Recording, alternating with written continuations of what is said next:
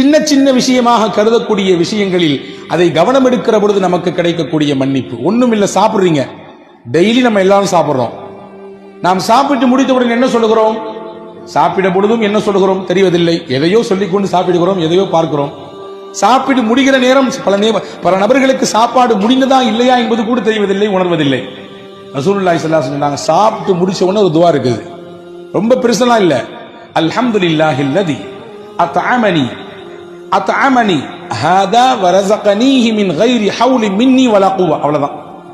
யார் ஒவ்வொரு நாளும் உணவு அருந்தியதற்கு பிறகு, இறைவா நீனே எனக்கு இந்த உணவை கொடுத்தாய், என் உழைப்பு என்னுடைய முயற்சி எதுவும் இல்லை, ஒரு கவள உணவு நம் கையில் கிடைக்கிறது என்றால், ஆய்வாளர்கள் எழுதுகிறார்கள், ஒரு கவளம் உணவு நம் கையில் கிடைக்க வேண்டும் என்றால் 32 பேர் உழைத்தால் தான் அந்த ஒரு கவள உணவு கிடைக்கும்.